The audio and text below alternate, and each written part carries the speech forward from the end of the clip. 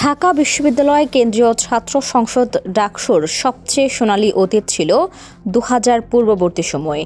দেশের গুরুত্বপূর্ণ সব আন্দোলন সংগ্রাম এমনকি জাতীয় নীতি নির্ধারণীতেও ভূমিকা রাখত ডাকসু নেতারা। আর ৯০ দশকের একমাত্র ডাকসু নির্বাচনে ছাত্রদল ছিল অপ্রতিরোধ্য। অনেকে মনে করছেন এবারে ৯০-এর পুনরাবৃত্তি করতে চলছে ছাত্রদল। তবে কি আমানুল্লাহ আমানের উত্তরসূরি হতে যাচ্ছেন আবিদুল ইসলাম খান?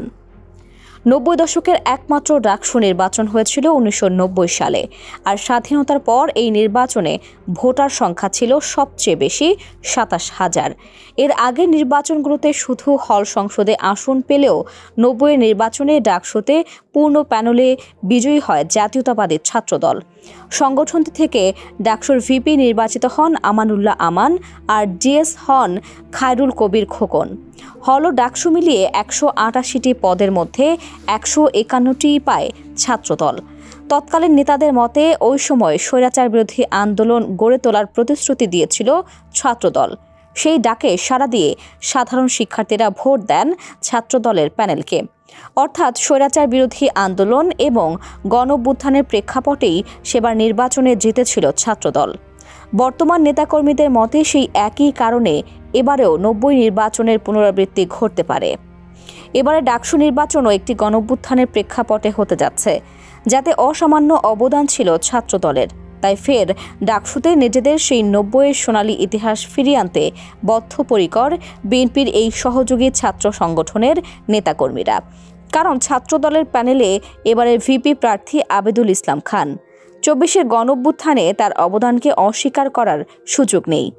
অনেকে অনেকভাবে নিজেদের মাস্টারমাইন্ড দাবি করলেও রাজপথে লড়াকু সৈনিক ছিলেন আবিদ। তিনি বলেন, ১৯৯০ সালে যে গণঅভ্যুত্থান হয়েছিল তাতে ছাত্রদলের বড় ভূমিকা ছিল, যেটার ফলাফল ডাকসু নির্বাচনে তারা পেয়েছিল। ঠিক একইভাবে স্বাধীনতা পরবর্তী বাংলাদেশে একটা নিকৃষ্ট ফ্যাসিস্টের বিরুদ্ধে সবচেয়ে দীর্ঘ লড়াই চালিয়ে গিয়েছিল ছাত্রদল। আমি বিশ্বাস করি ৯০-এর পুনরাবৃত্তি ঘটতে যাচ্ছে ২০২৫-এর ডাকসুতে।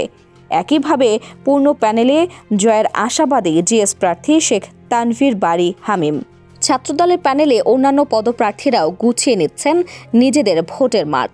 প্যানেল ঘোষণার পর রাকিবুল ইসলাম রাকিব বলেন, তারা বিশ্বাস করেন সাহসী, মেধাবী ও বিচক্ষণ শিক্ষার্থীরা ভোট দিয়ে ছাত্রদলের প্যানেলকে জয়ী করবেন।